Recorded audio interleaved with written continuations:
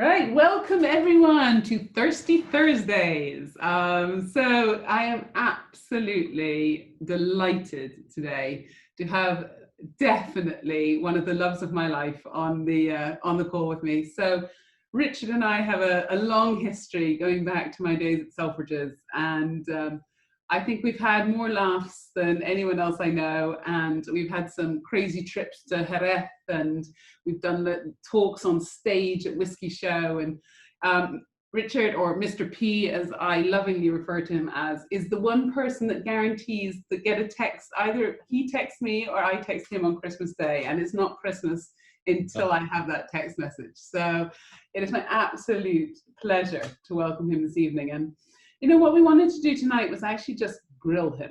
Not let him just taste, and because Richard is probably one of the most entertaining people to watch when he's doing a presentation. But I just kind of wanted to sort of ask him some questions, because it's really funny. I've been reading today. And one of the most amazing things I found out is that Richard is a twin. And I now found out that he doesn't even look anything like his twin. But, I kind of wanted to sort of start, first of all, by saying how much I love you. And then to sort of saying, okay, look, I know you had a long history, your family has a long history of distilling. But, what was the moment that you turned around and said, okay, I'm not going to be a photographer. What am I going to be? You want me to tell you that? Yes. Okay. Well, first of all, I'd like to welcome all the people that have tuned in tonight. I know you've probably got other better things to do, but I hope tonight will be a little bit educational, and perhaps from a more personal perspective, you may find out the reasons what makes me tick with all these wonderful whiskies that are in front of me. But the question you're asking, Dawn, so first, again, sorry, just everybody, please stay safe, 2-meter distances, but safe and well during this very, very difficult time. But anyway, this is not a difficult time. This is Christmas Day, and we're here on Thirsty Thursday, as you put it, Dawn, and we're going to enjoy each other's company, I hope, and I hope perhaps you're going to answer or hear a lot of questions and good answers. The first answer to, when did I feel that I wanted to make it happen was quite early on when I joined A. Gillison Company in 1966. And that is a company in Glasgow that, of course, owned Glen Scotia Distillery. But only after a few days, people in the office, and that small office in Renfield Street in Glasgow, said, well, let's face it, Richard, you only got this job because of your father, who, of course, is a whiskey maker, whiskey blender, bond broker, everything. And I got really upset about that. And that was the sort of turning point to me to say, I'm really going to study my art of whiskey making. But more importantly, I'm not going to just study whiskey. I'm going to study wines, cognac, cigars, because I go by the basis, knowledge is power. When the executive stops learning, he's finished. So that's why I become a real bore on many occasions with you, Dawn. I sat when you fall asleep on many occasions with me over or what have you. But anyway, that is why even to this day, every night, I will not pick up a book, a novel. I will pick up a history, something that I can learn and try and experience. But try and learn about the history that I'm talking about and fit it in with perhaps some of the brands, some of the wines, everything about it. I think you even did that on your honeymoon, didn't you now? I did. I was studying for my One Spread Education Trust, established way back in 1969, one of my greatest supporters that I will always support. I think they do a fabulous job, but what they've done is really educate so many people around the world. Absolutely. And I think one of the things that we've always sort of talked about is especially our mutual love of wine. And I think one of the things that both of us, when we were just having a little chat before we went live here, said was that we want to talk about sherry, because sherry is such a massive part of what you do at Dalmore. And and actually when we went to Jerez, we had an amazing time. And Antonio Flores, who is the the head winemaker at González Díaz, which is where, of course, you source your casks from. I mean, how did that relationship start off? Because you know, González Díaz is one of the best producers in Jerez, and Yeah, you've had a long relationship, hasn't it? a very long relationship. The company goes back to 1835, and in 1844 they started exporting their sherry butts to England for the very first time. We then looked after records, and I discovered that even as far back as 1915, we have a letter saying that they took obviously the sherry butts and they exported them to the Dalmore distillery. So immediately when I saw that letter in the archives, I thought, well, wait a minute, Andrew Mackenzie, he comes in, he doubles the capacity of the distillery, and he's already talking, even in 1868, he's talking about using sherry butts. And I'm looking to see, is it Oloroso, is it Amontillado? But sherry butts as such, because the sherry was bottled in England for many, many years until it was reserved over to Spain, these sherry butts became available, but nobody really knew or bothered about what they were getting. And so say, was it an Oloroso? Was it an Amontillado? No, Richard, it was a sherry butt. So that has all changed dramatically because the consumer is becoming more demanding, and they need to know, is it a sherry butt? How many liters? 600 or 500? Is it 52 inches, you know, across the top of the cask? All these things. But more importantly, looking at the sherry, as you did with me in the bodegas, we noticed immediately the different styles. And when you nose them, you think, well, will that mix, will that enhance the beauty of my Dalmore? And therefore you manipulate, and then you discover, but how long will it take? And that's the mystery. That's Mother Nature saying, well, it might be 2 years, it might be 3 years. None of this 3 or 4 or 5 weeks that some people talk about. That is absolute rubbish. It has to be, you know, many, many months, and a minimum, to my mind, of at least 2 years. But from, you know, the Gonzalez bias, and of course, we've now got a share in that company. We've got a share, obviously, we own Harvey's there, we own Garvey's, and therefore our stocks of sherry butts fulfilling the needs of our single malts, particularly the Dalmore, is absolutely sacrosanct. And I mean, I think the wonderful thing about sherry is there's so many different styles. So you can go from one of the driest, well, the driest wine in the world is a Fino, which is basically being aged under what we call flor. And flor is this sort of yeast that just protects the wine, but also gives flavor to it.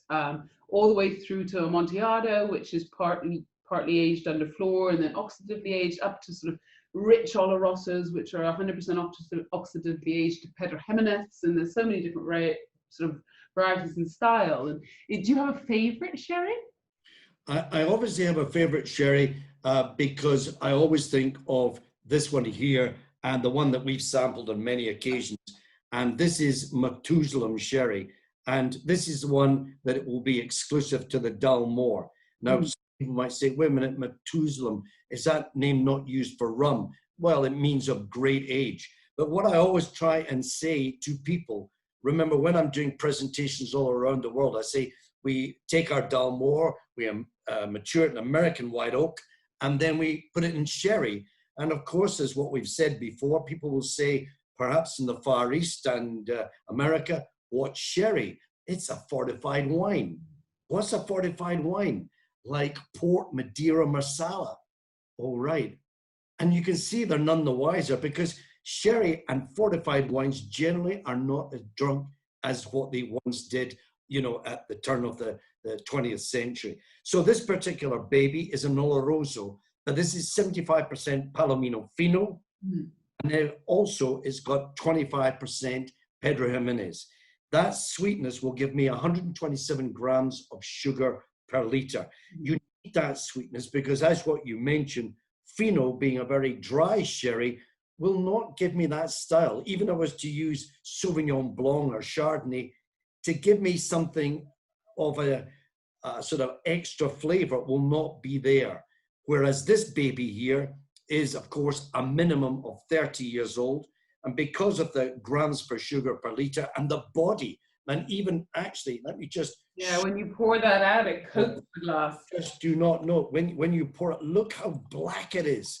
and how dark it is. And lovely raisin notes that are there. And then, of course, what do we put them in? We put them in the sherry butts. 500-litre casks are filled, and of course, they go through the Criaderas and Solera system. But then when we got it ready, after it's matured and reached its peak, we leave 5 litres of this in the cask. It leaves Spain, comes to Scotland. We immediately empty it out and then fill it with the Dalmore. But 10% of that sherry is in the pores of the wood.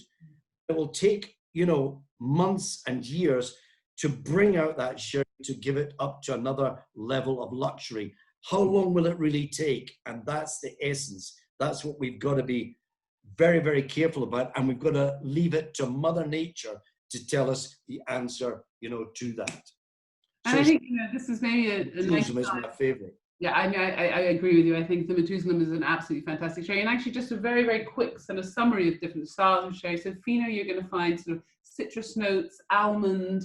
You know, as I said, it's very dry. When you get into a Amontillado, you still have some of those yeasty notes that are coming through from that Fino character. But then you also get these sort of dry nut characters. It's, you know, you've got that sort of really lovely sort of walnuts and almonds and everything. As you go into an Oloroso, you get much richer, darker kind of dried fruit characters. And then you go up to a Pedro Jimenez, which is just basically treacle and loads of prune and raisins, and basically just put it all over vanilla ice cream and happy days. So, and then there's of course different styles in between, but you know, I think it'd be really nice now to probably have a little taste of Dalmore 12. What do you think, Mr. P? Right. Little Thirsty Thursday. There we have the Dalmore 12. And this, as many of you will already know, because you've sampled this 12 years old is 50% American white oak. Now, when we talk about American white oak from the Ozark Mountain Range in Missouri, 40,000 square miles of the lovely forest, we cut down the trees and it gives us 2 barrels per tree. And then we char the cask, and then we mature it. So think about that as the beginning of really culturing your single malts with this wonderful, wonderful wood. So we're going to get these honey, cinnamon, spice notes, but that lovely honey, vanilla style is very much going to come through. After it's completed that, we then transfer another 50% into these Oloroso Methuselah sherry butts, and we leave it for 2 years. So when it's basically around about 12, 13, even 14 years old, although it all take the youngest spirit, you're going to get that lovely body. Now, I've already poured myself out one. Now, Dawn, which glass have you got there? I can just see it no more. So I'm actually. That's not too bad. That's a bit like a cognac glass you've got. Oh, yeah, so I'm using our perfect measure glasses. So these we've designed. All right. Now, spirits. You've got the Glencairn glass here. You've got the Glencairn, and you've got the Copa Capita glass. And then some of you, like myself, might prefer the old crystal tumbler that I use on many occasions. Now, very, very important. We get a lot of people, you know, coming in. What's the perfect glass for a blender? It is this one here. Look at the shape of it. It comes in like a tulip. Now, the one that Dawn's got there shoots up. So what you can on occasions miss is when it shoots up like that, whereas it goes in like that, it can no longer escape. And what I've done on many occasions, when you've got a glass like this, you can get actually 5 fingers in the glass, no problem. So is that glass good for sipping and savoring and nosing? No, I'm afraid not. Whereas this one here, swirl it around, bring it up, and then hold it there. Now, as you hold it there, you move it around, normally from there to there, but it's going to go into 2 nostrils. So you need to do it slowly. Bring it up and say, hello. How are you? And then you go back and you say, how are you? Quite right. And then you say, quite well, thank you very much. But you must do it slowly. If your eyes go like this, that means you're nosing it too aggressively. It's got to be very gentle. But what you are doing is arousing the top notes. The top notes of Dalmore will be chocolate orange. Chocolate orange is the DNA of Dalmore. And is that, sorry, Richard, just to interrupt, is that something you find in the new make? Because I've never tried Dalmore new make, so I was quite interested to understand, is that coming from that, or that's just coming from all the casks and everything that layers in? Right. When it's born, when it comes off the still, you won't get chocolate orange, but what you will get is lemongrass and that sort of lemon lime hint at that beginning. And then as soon as it goes into the cask, within a matter of weeks, it's taking the vanilla, building up to that chocolate orange. But it's not taking true chocolate orange until at least 8, 9 years old. Mm-hmm. And then the influence of the sherry will then come in, excuse me, come in, and it will really, you know, make its influence felt. All right?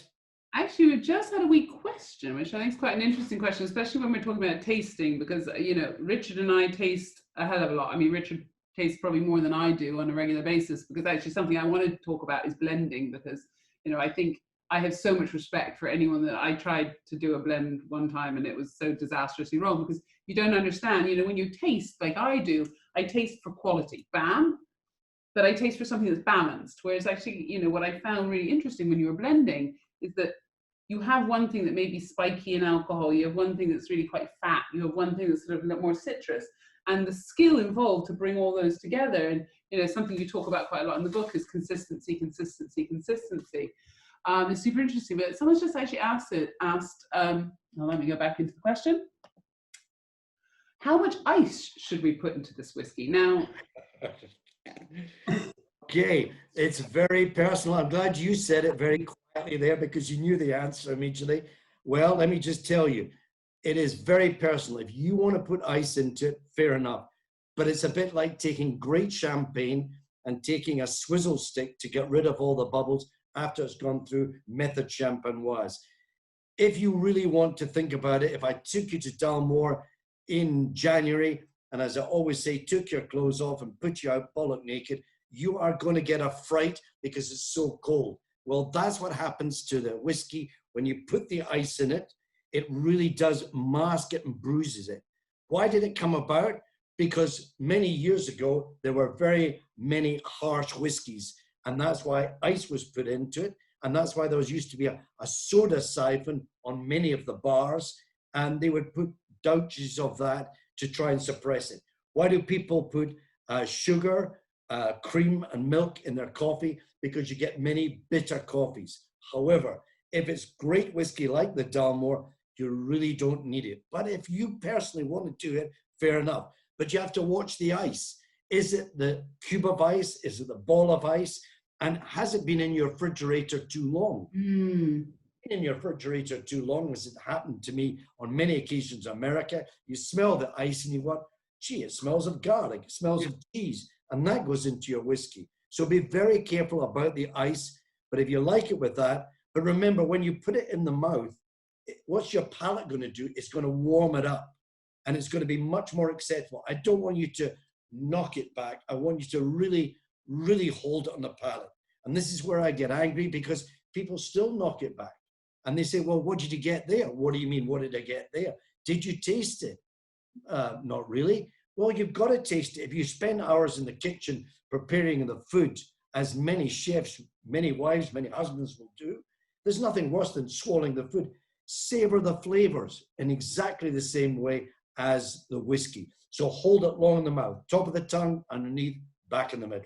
I always love tasting with Mr. P, because he's always like, you have to count the seconds for the years, and then always throws whiskey at me. So we're in the middle of the tasting, and I'll be even if I'm not even at the actual tasting, he's tasting with someone else, he invariably in a room finds me to throw whiskey on.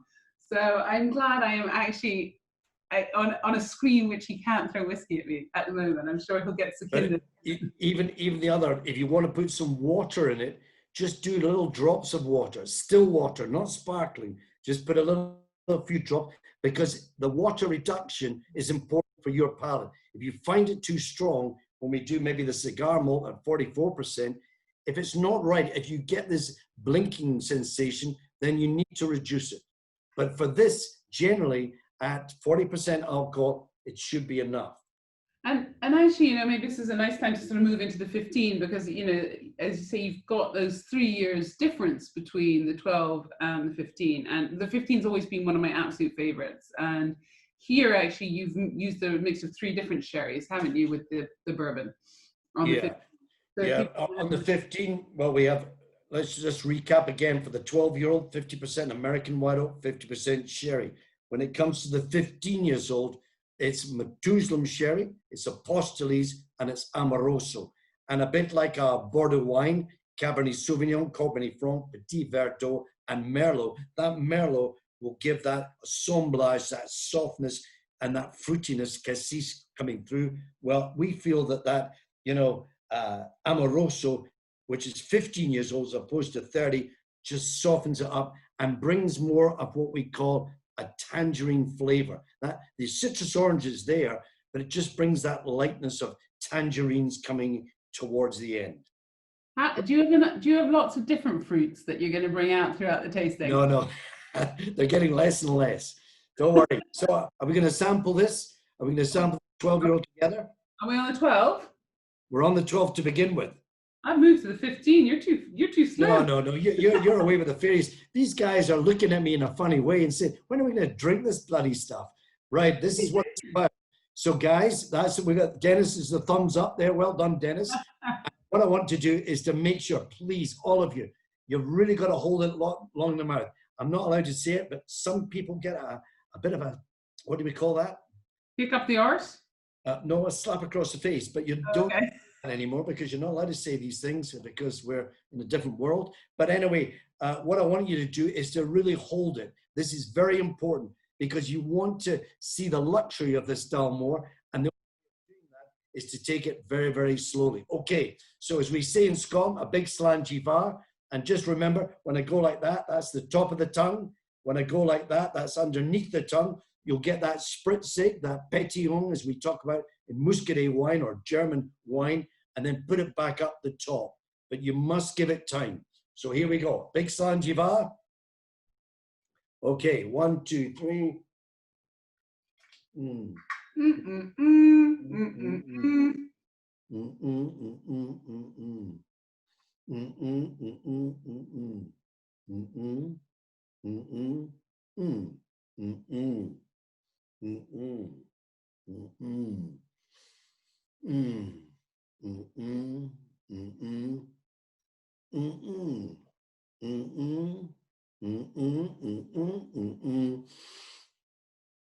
Let it go down. Wait for it. 10, 9, 8, 7, 6, 5, 4, 3, 2, 1. Hello.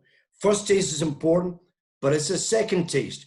You must look at it a second time because some of you have been smoking, some of you have been eating garlic bread before your curries and what have you, and therefore you need to get your palate right. So here we go, one more time.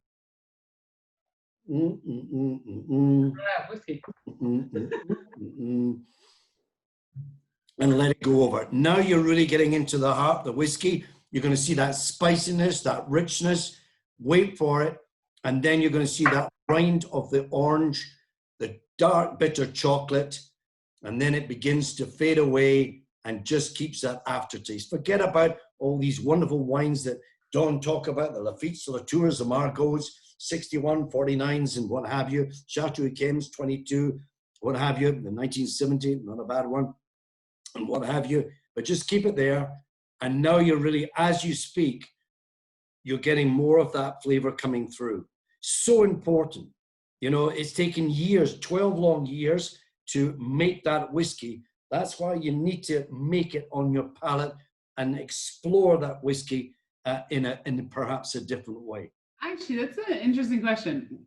So, you know, now we're seeing a lot more younger whiskies coming into the market, you know, from new distilleries and things like that. I mean, how important do you think age is? I mean, I know we talked about the sherry cask and you said, you know, it just needs time to really take in. Do you think, you know, what's your feelings on kind of these new guys that are coming out? They're releasing sort of things straight into the market with super young casks and sort of lots of oak on them. What do you feel about that? What I always think is individually, these individual malts have to be looked at by the blender, by the master distiller, to make sure that as long as he is happy with the releases for a certain years, because it's his reputation at the end of the day, then that might suit him. It doesn't always suit us because we like to have many years behind maturing in American white oak and many years in the sherries or the ports. But rest assured, I will never release anything unless I'm totally and utterly satisfied. Just because a single malt has not got an age on it, rest assured there will be many of these old aged whiskies in it to give us the harmony, the style that we're looking for. I don't want anybody to think it's hot, it's peppery, it's, you know, sharp, as these words are sometimes known. It's got to be luxury, and we've got to treat our customers and our discerning consumers with the utmost respect, so you can't pull the wool over their eyes. You're telling me you don't listen to marketing, is that right, Mr. P? Let's get on to another subject, please. Right.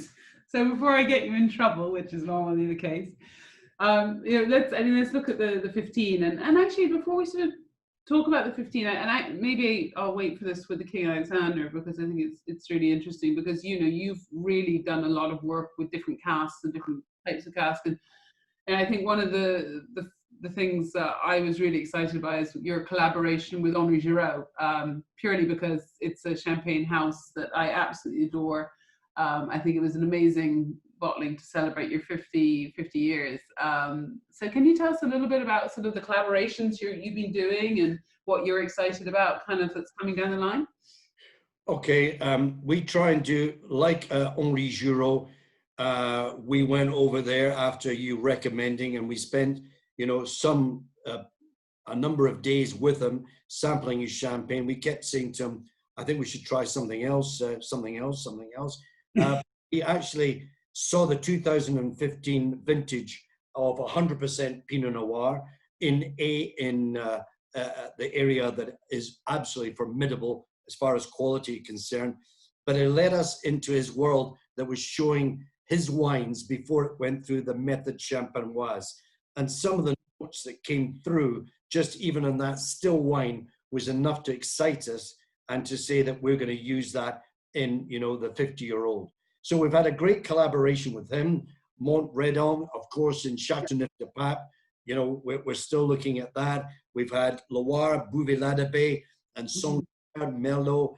You know, there are many different wineries, but what I will do now is to make sure that we only deal with sort of craft vineyards, craft people that are going to excite us with some of the areas that are going to give us a point of difference. I don't want it just to be a Cabernet Sauvignon or a Sauvignon Blanc. I want it to be that extra cuvee, that extra special, so that we can tease out from that wine and from the history of the supplier, so that it can work in harmony and some of the stories that are around about.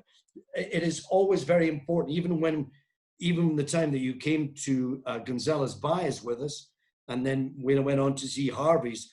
But, you know, every time we go through a bodega and they show us the different styles, as there's so many different styles of wines and sherries and ports as well. Port, of course, being wonderful. Graham's Port, they give us exclusive rights as well. And when you go to both the port houses and the sherry houses, it's just amazing the different characters that you can formulate in your mind and then transfer it to the aged whiskies that you hopefully will, you know, give us that seasoning, that style that we're looking for. So we've had a couple of questions. One I'll just kind of answer pretty quickly. Is it important to rinse the glass out between tastes?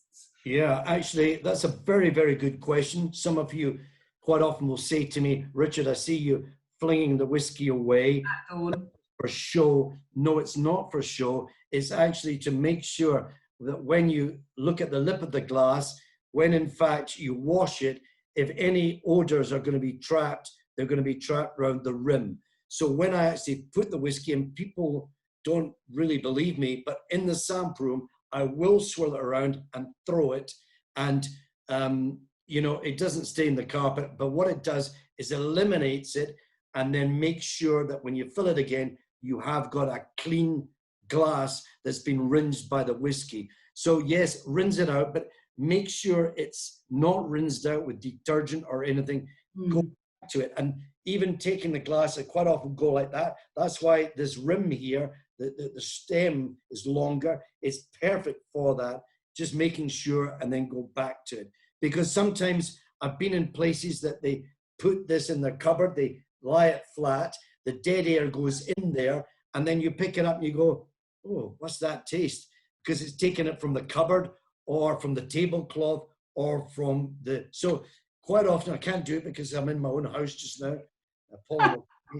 So just, you know, always go like that. Just make sure that it's there, and then just put a little bit over there, freshen it up, and then go back to it again. And therefore it's absolutely, you know, absolutely clean and clear, and then just go back to it to make sure you don't get any of these dead odors.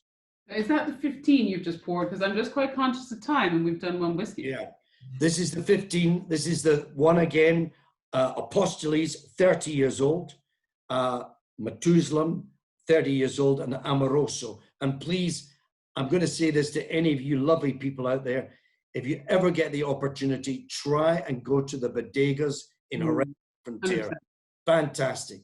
You go there, you see about sherry, and then you realize what a fabulous, fabulous product it is. Now, sorry, Richard, I do have two questions. One, I'll just wait for now, because I'll come back to it in a bit, but just because the other one is a little bit more relevant for what we're talking about now. Are all sherry casks used seasoned casks for Dalmore? And if so, for how long? Right. All the casks that we get come from Methuselah. They come direct from the Solera. They must be that 30 years old. That's a must. Methuselah means 30 years old. We actually have a seasoned Methuselah as well, but that's only a small percentage. It's the actual ones that are emptied immediately that we take in, and then we season the whiskey for normally 2 years, 3 years, 4 years, depending on the style that it will achieve. You've got to watch it because you're looking at it to make sure that the sherry will add to the flavor, but will not overpower it. This is very important. You mustn't make sure that the sherry that's coming through is dominating the whiskey. You must try and get that balance every time. And that's why after a year and a half, 2 years, 3 years, we will constantly be looking at our stocks to see that are achieving that kind of predicted style. But it is a very good question, because a lot of casks that are used in whiskey making are just seasoned, and they've never seen a Solera. So I think it is correct. Yes, because you can season it, but it might take a long time to get that style that you're looking for. But we buy them directly after they've been used, seasoned over in Arethla by sherry. It has to be sherry. So should we taste the 15? Yeah. So what you're going to see is this here, and what you're going to see is a lighter style, but what you're going to see more than anything is that you're going to see a little hint of that lovely tangerine that I talked about coming towards the end. You're going to get marmalade, but it's really going to be that lighter style. So a real big Slanjiva with this one. Here we go. Oh.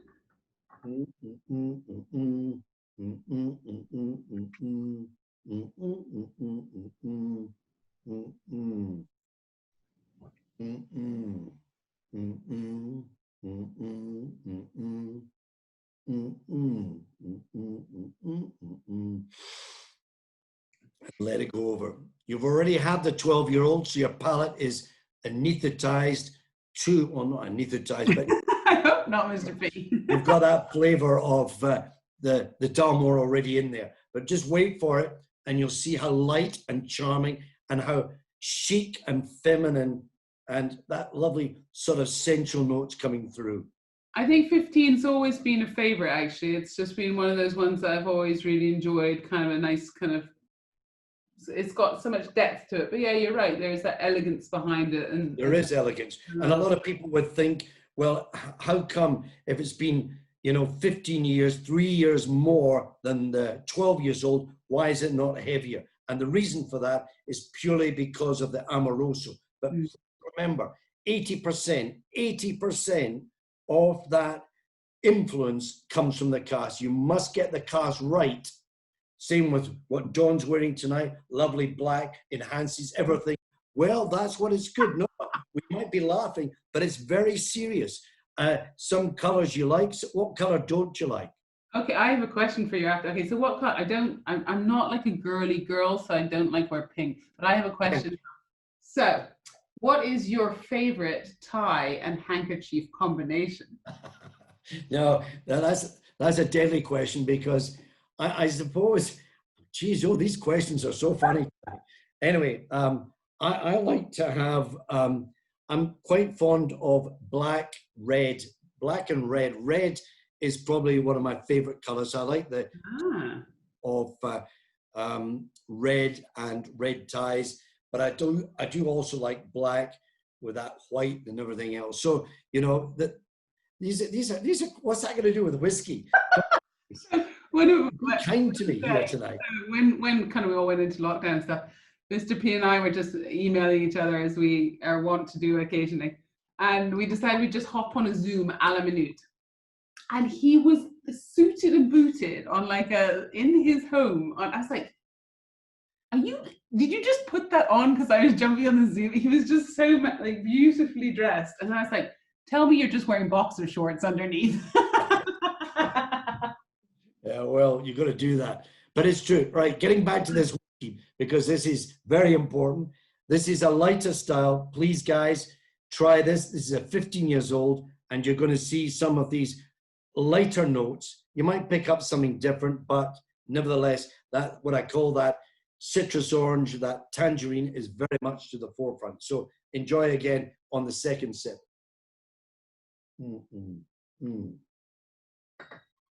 Yeah, very nice, very nice. What whiskey should we do next? Well, have you got the 18 there in front of you? Have you? I've been sipping away on the 18. Do you know what? It's been a long time since I tried the 18, and I'm really enjoying it. I'm going to get through this bottle if I'm not careful. All right. Well, I'm just going to open a fresh bottle here. We've got a few questions coming through. Sorry, Mr. P. So, question: what is the ideal temperature to taste whiskey? This is, generally speaking, room temperature. Room temperature. Some people like to take their bottle, put it in the fridge. Not necessary. Room temperature has to match your palate, so that when you put it in your palate, hold it for a long time. If it's too cold, too warm, no, it has to be room temperature, and then let it and hold it in the mouth to really even out that temperature, so you can enjoy it even more. But again, very personal again. I know, and Collins actually also asked, he said, and I actually agree, it's a nice little point, and I think food and whiskey pairing is really important. We're actually doing a session in a couple of weeks on chocolate and whiskey, but he said, I think a small piece of chocolate can change the dynamics of a whiskey. Would you agree? Chocolate?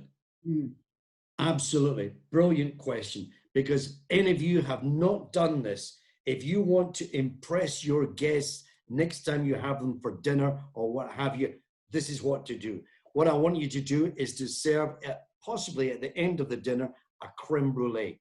A creme brulee, give them that, and then go on to a coffee. Nicaragua, Java, Rwanda coffee. No milk, no sugar, no cream.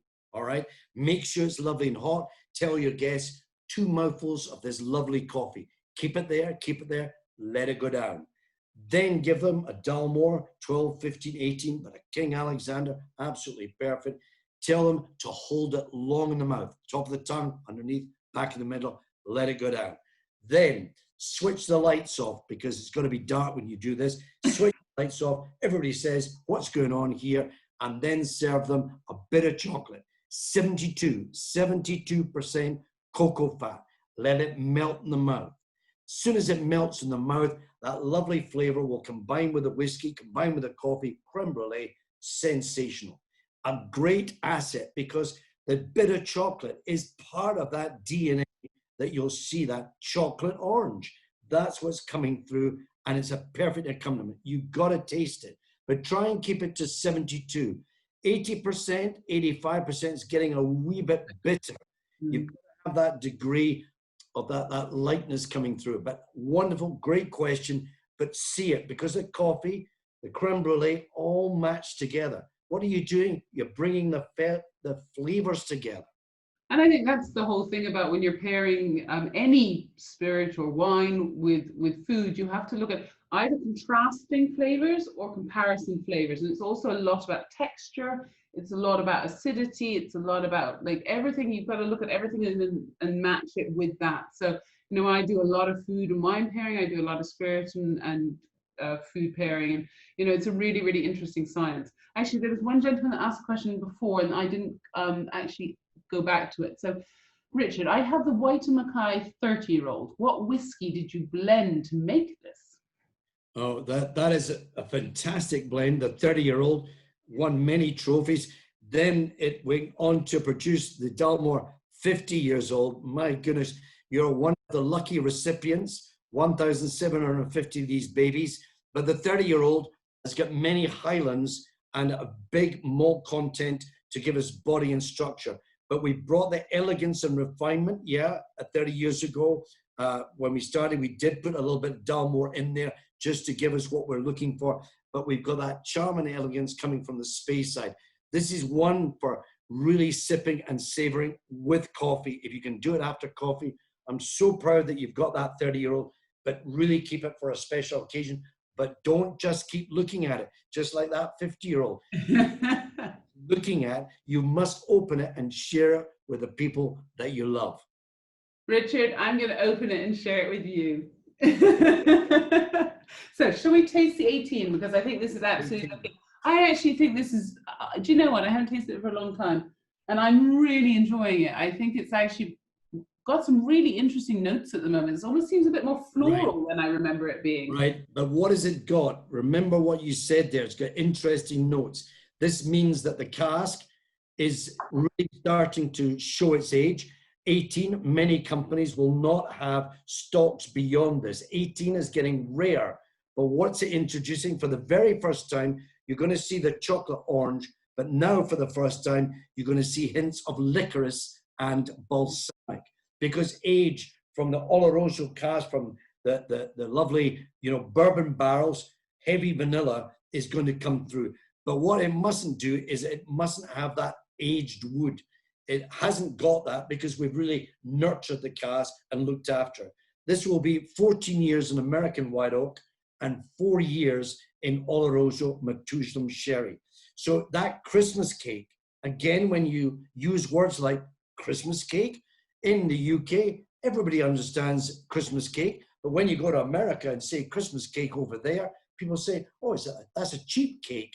Be very, very careful on that front. So look at it, see the body, see the character, but that lovely marmalade note, lovely hint of balsamic, and that licorice notes towards the end. So this is at 43% alcohol. That 3% is when you should be drinking it after dinner. You've had the conversation, very brief, but now you're beginning to relax with a coffee. So why not just sit back and relax? The coffee and the whiskey, to my mind, is the most important part because you're now going to be talking to your guests. You're not all full of food. You're going to be drinking a great drink. So, big Slanjiva, hold it there.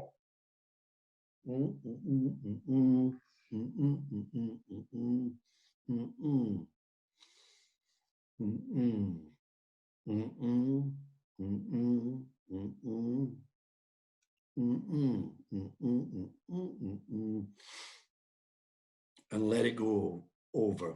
The rind of the orange, this citrus orange now that you're seeing, is going to be much, much heavier than tangerine. It's going to be that old English marmalade taken from Mary Queen of Scots when she married the Dauphin of France in April 1558. He died in 1561.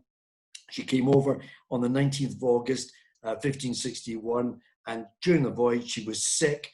The doctor was called and gave her an orange cordial, which settled her stomach. From that we get Mary Malad marmalade. That's how the name came about. Executed 8th of February 1587. 3 chops to get her head off, blood every place, and that's how you get a Bloody Mary cocktail. Hope you're taking that all in. Okay.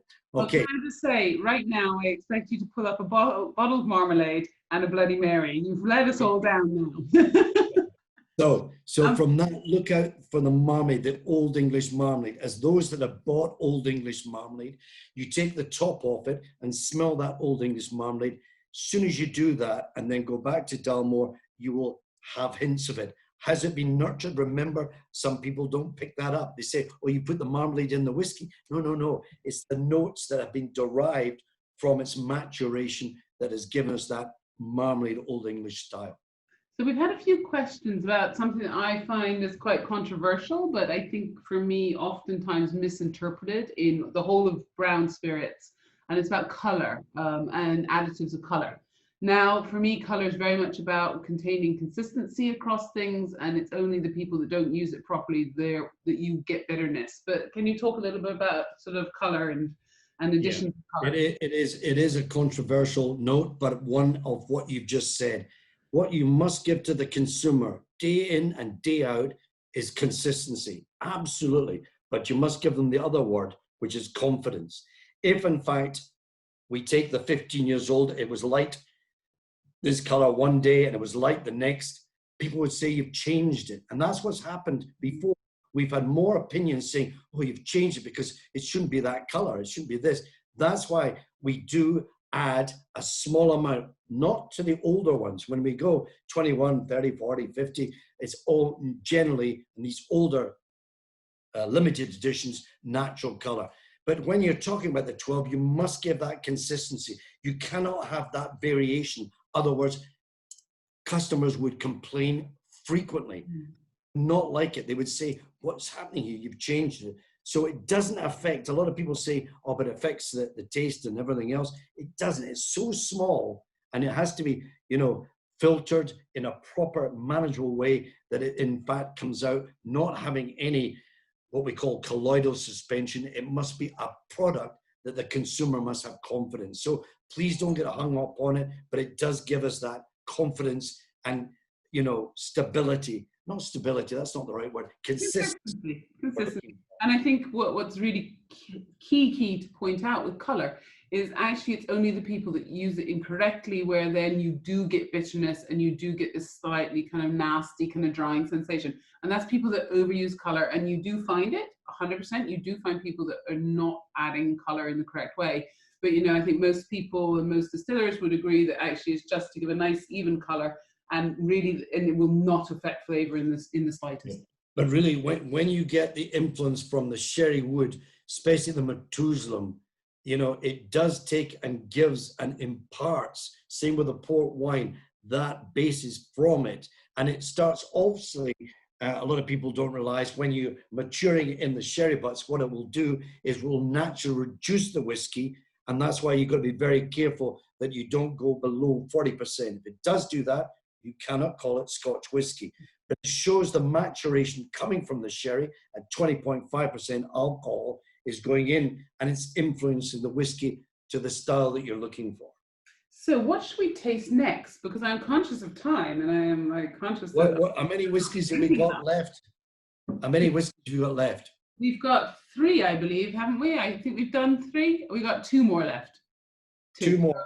Is it the Cigar Mold? Actually, should we, I mean, King Alexander, we've got King Alexander and Cigar. Right. Okay, let's just quickly. Are we okay for time? Well, we are in your hands. So, okay, let's go to this baby here. Okay, this is the Cigar Mold. Some of you might be into cigars, some of you might not. It doesn't matter. Let me just emphasize that to you. This will give you great flavor whether you like cigars or not. But this is one that we launched way back in 1969. Well, not 1969. In fact, it was, of course, 1999 when we introduced it at the beginning, because there was more people, especially in America, smoking more cigars. It was more quantity rather than quality. But then people thought we were actually maturing in tobacco leaves, and people got agitated, and then we took it off the market. And then, of course, way back in 1997, we kind of changed it slightly. And really, we went on to, should I say, 2007 is when we went on to the Cigar Reserve. We called it the Dalmore Reserve brand. It was an assemblage, but again, people said, where's the Cigar Mold? So we brought it back finally in 2011 in Las Vegas, and this is the baby here, 2011. which is now, as it was, well, changed quite completely, because we go back to 1999. 1999, it was in fact around about 25% Methuselah. Today, this is 70% Methuselah, 20% American White Oak, and 10% Cabernet Sauvignon from Chateau Haute Marbousy in Saint-Estèphe in Bordeaux. And therefore, it's coming out at, very importantly, it's coming out at 44%. A wonderful assemblage. And those that are into cigars, Partagas number 2, Partagas number 4, Oye de Monterey Epicure number 2, or a great one called Cohiba Bahiki. Now, Cohiba Bahiki 56 is quite difficult to get a hold of, but these are 3 great cigars. Monte Cristo does it as well, very good.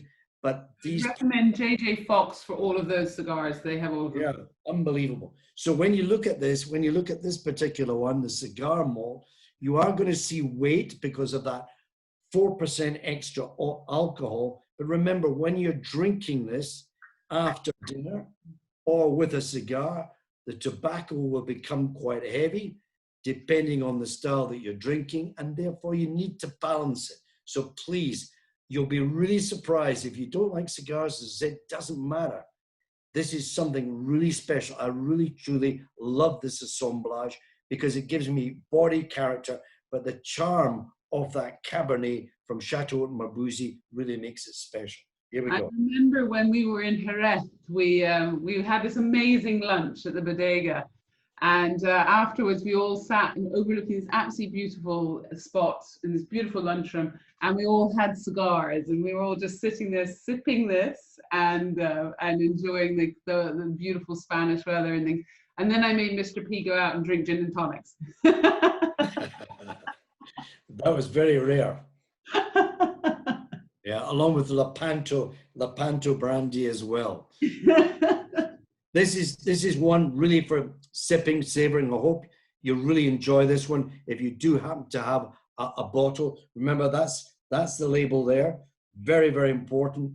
But it is an undiscovered gem for those that haven't actually tried it. Yeah, I think this is a fantastic whiskey. Actually, we've had a few questions. One I'll just answer very quickly. We've had a question on whether we send that you send the sherry, the whiskey casks that have been aged, well, the casks that the whiskies have been aging in back to Jerez to be used with sherry. Now that would be illegal in Jerez, so there are very, very strict laws on what can and can be called sherry. It's all governed very, very much by the AOP, so you wouldn't be allowed to do that. And we have actually, over the years going back many years ago, we have actually done it, but it never gave us what we wanted. The true essence of it is to leave the sherry cask with the sherry people to give us the style that we're looking for. Now we've got a number of options when the cask is actually filled with the whiskey and we have the first fill as it's known. Then what we do quite often is we'll give it longer the second time. Generally by the third time, it has really taken everything from that. Like the pressing of the grapes, the first press is important. Well, the first take of the sherry is important too. That's what gives us the essence we're looking for. But we feel sending the cask years and years ago didn't give us what we were looking for. It just, there was something not, I think the charring levels in the cask prevented the sherry to truly come through. So we've also had a really interesting question. Oh, hold on. Oops, I've lost it now. I got so many questions coming through. So when you, what do you look for in the casks and wood when looking to create a completely new expression? And I think that actually maybe leads quite nicely into King Alexander, because you were one of the only people to use this amount of different casks. Yeah. Isn't it? And these are great questions, but what you are looking for is a particular top note, a sherry note, the sun-kissed raisins, the port, the plum notes coming from that, the vanilla from the bourbon cask, the Madeira, the floral notes, certain floral notes that come through towards the end. So every source will give you certain nuances and some will be highlighted more than others.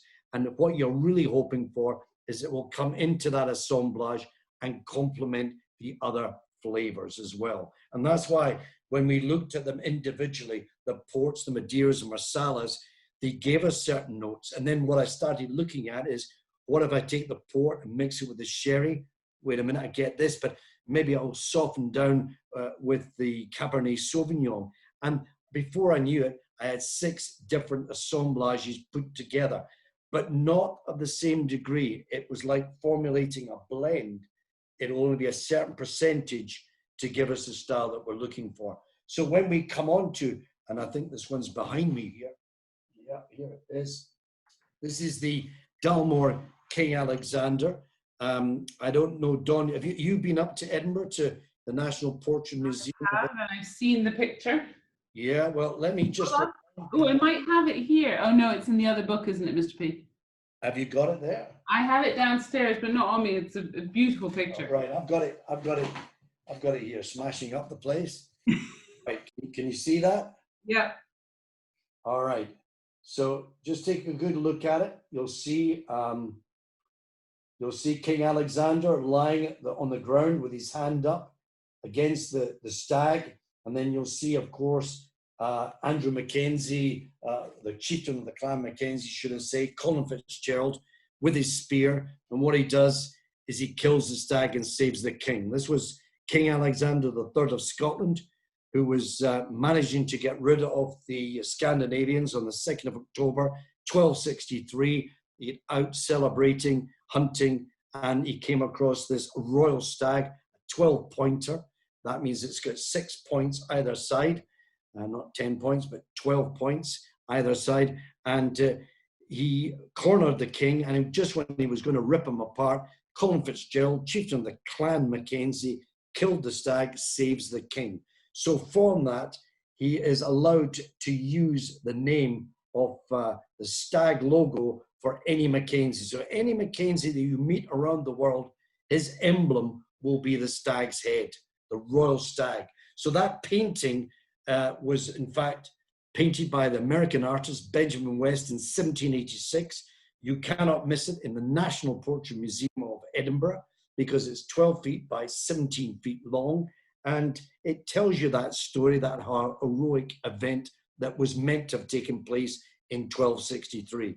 But any Mackenzie you meet, that's why the stag's there. So when Andrew Mackenzie, just in case you've never seen Andrew Mackenzie before, here he is here. This is Andrew Mackenzie, okay? Andrew Mackenzie, he arrives at the distillery, of course, taking over from Alexander Paterson, 1867, and on the 26th of January, 1868, he starts his distillation. So the Mackenzie wants to remember that historic event, and that's why the stag first appears in the bottle. So this is the only single malt in the world with 6 different finishes: port, Madeira, Marsala, Cabernet Sauvignon, small batch bourbon, and Methuselah sherry. This is one of my favorites because, in fact, what it does do more than anything, it gives you a box of chocolates. What I mean by that is that when you actually nose the King Alexander, every time you go back to it, it will have a nuance, it'll have a flavor, it'll have such a warmth, the honey, the spice, all these 26 different nuances coming up, the vanilla, the plum notes, the cassis, everything about it. It's all there, but still looking at it deeply, you'll still see the chocolate orange, the DNA, because it mustn't be overpowered. That DNA still must allow to become through, but it's got all these other flavors, and it's purposely at 40% alcohol. And I want to emphasize, somebody asked about ice. Please do not put ice in it. Don't put water in it. Take it as its natural state. This is a really aged whiskey. There are many years. I'm not talking about 12. I'm talking in excess of these kind of ages, these years, to give me the style that I'm looking for. Remember, 6 separate assemblages, and we pick and choose to give us the formulation that has to be maintained. So really hold this long in the palate. This is one that will really give you excellence and a great aftertaste. That aftertaste will linger. When you go to bed tonight, put your head in the pillow, suddenly it'll come back again. And that's because of these great whiskies you've And sampled. that's hopefully not because you've drunk too much of it, Richard. Not at all. Don't drink too much. Here we go. One of the, I think the things you said there, which I think is really interesting and I think is really important, you know, in the same way as we don't let wine evolve in the glass because we want to drink it quickly, we don't let spirits evolve in the glass, and especially aged spirits. I mean, think about it, especially when you just open a bottle, that spirit's been stuck in that bottle for God knows how long. And, you know, if you just let it breathe in the glass, you're going to get so many different nuances. You know, it's really interesting. I've been going back to this King Alexander sort of throughout the tasting. And every time I go back to it, it's a different thing. So I was getting powdered chocolate, then I was getting dark chocolate, then I was getting you know, that sort of Terry's chocolate orange. And I think it just, you know, always let your spirits breathe because you will get so much more from them. Let them kind of have a little time in glass to kind of release their... And this, I'll be honest, this would be the normal glass when I'm sitting, relaxing, as I do late in the evening. This is the kind of glass that I will use because it's big, it's heavy. Look at the thickness of the glass because the warmth of your hand will not warm your whiskey. You're chambering because it's got the air, but you're actually drinking the amount. Whereas this one here, yes, you can drink it, but you've got to put your head back and everything. This is much more casual and it, to my mind, just suits the occasion. But again, personal is what you like. So we've had a couple of questions. We've got quite a lot of questions. So I'll kind of go through some of them because some of them are grouped together. So one of the most asked questions is, what is your favorite? So I want to ask this twofold. What is your favorite whiskey? And I'm sure you're going to say it's like all my children. I love all of them. But what's your favorite whiskey from? And it could be not just Dalmore, from Jura or Paterson or any of those guys. And I also want to ask, if you weren't going to drink Dalmore, what would you drink? Or any of your whiskies, what would you drink? Okay, I make no bones, and I've made it quite clear. I'm a great fan of two whiskies in particular. One is the Balvenie from David Stewart, distillery going back to 1892, of course. And then the other one is Glenfarclas as well. Lovely, lovely whiskey. I'm a great fan of Tam Dhu, but there are literally so many lovely gems, diamonds out there that sparkle at the right time and the right moment. Because Pulteney's another one that I love. Scappa's one that you very rarely see comes through.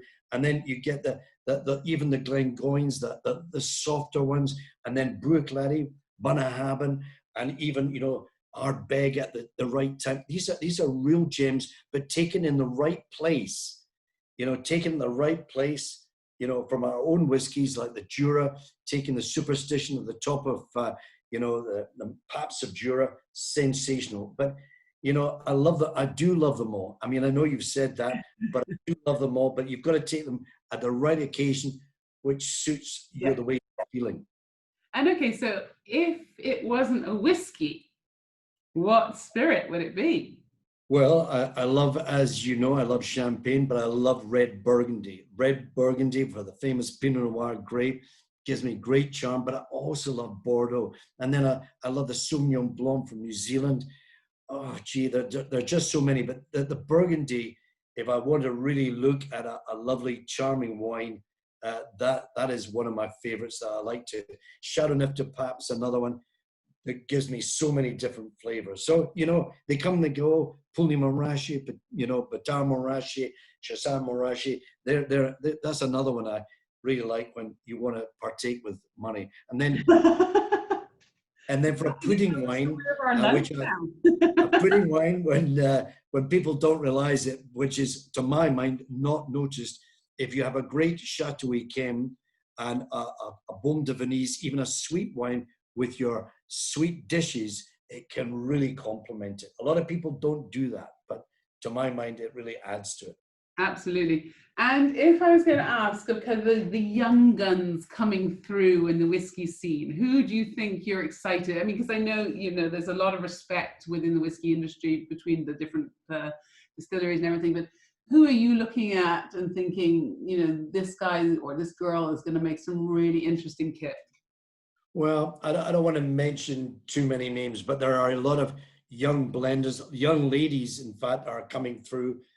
You know, well, this is it, because you need that. You don't need old giddies like me hanging around. You're not giddy. Young people with innovations But again, it comes back to all these young, lovely girls that are blenders, that are looking after the quality, and the young guys too.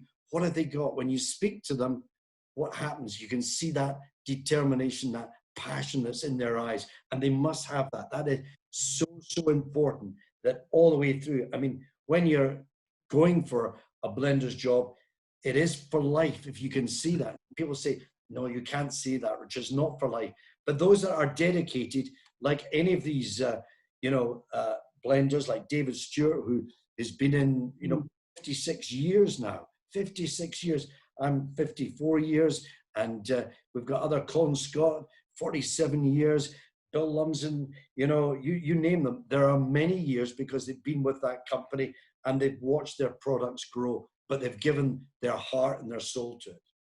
Absolutely. And, I think that's what, every time I talk to you, I get that from you 100%. And that's why I adore you, because I think you're just, every time you're fascinating. You really have so much passion for it. And I think you have to do any job in our industry, you have to be really, really 100% behind what you do and love it, because otherwise, I mean, we get paid to drink. I mean, hell, who wouldn't want to do that in their lives? but look at the situation that we're here just now. This is when, all of us in the whiskey industry, whether it's bars or clubs or even, hotels and restaurants, we've got to determine to woo our customers back. It's not going to be easy. It's a very difficult time. And we've got to continually strive to give our customers, our discerning palates, the most fabulous products. And, but you've got to sell it with passion. You've got to believe in your product. Chanel number 5, what do you know about it? Do you know about Coco Chanel? When she was born 19th of August, 1883, died the 10th of January 1971. A Ritz Hotel woman that's past 4. She launched the perfume 5th of May 1921. You've got to know about these things. So it's all part of it, but you've got to know your products so that you give confidence to the consumer.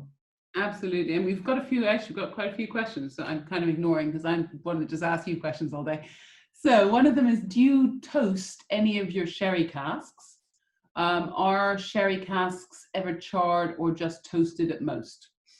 There's just, generally speaking, there's a light toast. It's a very light toast because you want to break the sugar sugars down and to make sure you get that wood extractors, but they can't be too it's just very, very light in that way. But you also want that new wood to come in and to be freshened up and then used again, so you get rid of these very heavy acidic notes that are going to be detrimental to the wine.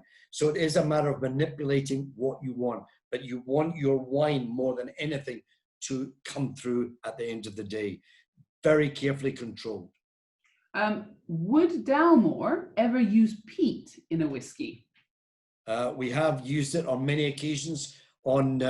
Most people have got these notes. We've never actually launched it. The only time that we've really purposely used it was when we created the Shackleton whiskey, which was slightly peaty from the original whiskey of 1907.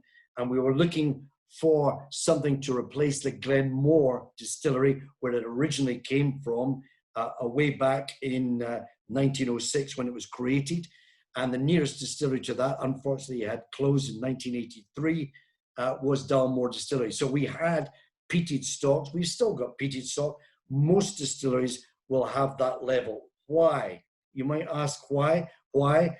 Because we've got to be competitive in the years to come when we may use it for one of the assemblages. So it's very good to experiment, and peating will be part of that.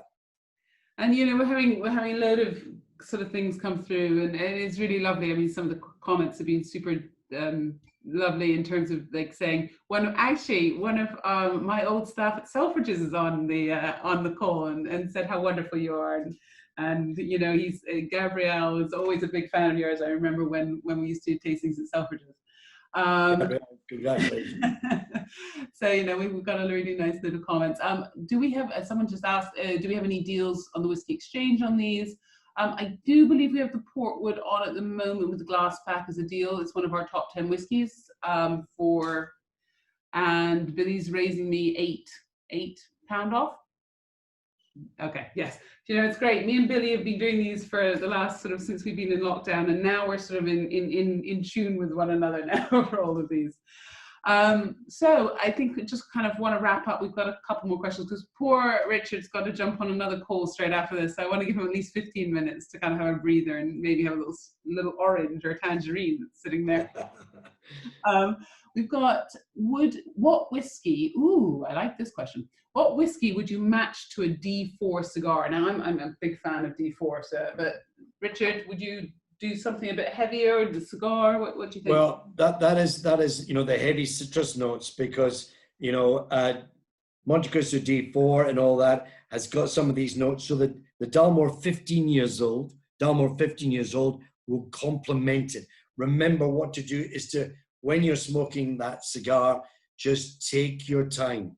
Do not be in a hurry. That is one of the saddest things when somebody gives me, when I'm doing a presentation afterwards, you just want to chill out. Somebody says, Richard, will you share a whiskey with me? Yes, love to. Will you share a cigar? Fantastic. Then we start smoking. What about this whiskey? What about that whiskey? Can I smoke a cigar? No, tell me the answer. And before you know it, you can't enjoy it. So that's when, please try and even take it out into the garden, smoke it there and sip it and savor with the Dalmore 15. That will really be something special. So, should I have the last question? I think I probably should. So, what's coming up that's exciting? What are we looking forward to? We know we're working on I seem to become Richard's wine cast source now, so I know what wine cast you're looking for. But yeah, what's coming up? There are, as I can't reveal too many, but there is an assemblage of many different expressions that are coming up, using different scenarios, whether it be wine, sherry, and even ports, trying to get us the nuances we're looking for. But there will be spread, not just from we've just launched there's 3 different styles of sherry on the travel retail, but of course that's been affected by the cutbacks in travel, which is going to take a long time. So we must try and encourage and pursue other areas back in the UK. Perhaps something that was launched for travel retail might be brought back in to entice new people when we get things fully up and running. So look out for the wine expressions, but look out for different assemblages. I don't like just to play with 1 or 2. I like to play with many, so that we can give us the nuances, the flavors that we're looking for. But rest assured, we're not just thinking about today. We must think 5, 10 years ahead. And people will say to me, but you can't be thinking that far ahead. You must, because what we're always looking for is younger people like yourself, like many people are listening. We've got to keep enticing you guys, because you're becoming demanding. Like these whiskey festivals, they're not walking around in Zimmers anymore or anything, even if they did. They're young people, 26, 18, 19, 20, etc., that are wanting to find out about the various whiskies, and we must always look after their needs. But please, as I always say, drink moderately, drink sensibly, be kind, be happy, be loving to all of your people around about you. Well, I think that's a really good finish to sort of do a cheers. And Mr. P, as always, big love. You are one of the most inspirational people on the planet. I absolutely adore you. And I want to say a massive thank you and a sláinte. And I'm hoping that we will be able to drink together at Whisky Show, and in physical presence, or at least virtually, whatever form we decide to take. So okay, I want to say to you, John, thanks very much. To Whisky Exchange in particular.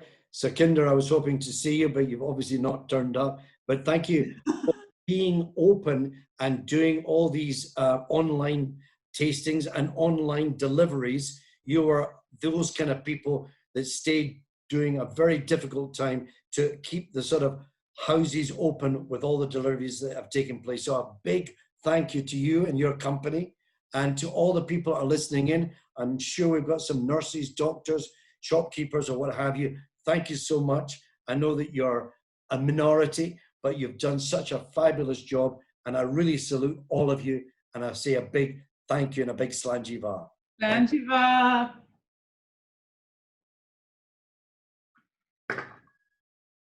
Thank you, Richard. I love you. Love you too. Bye bye.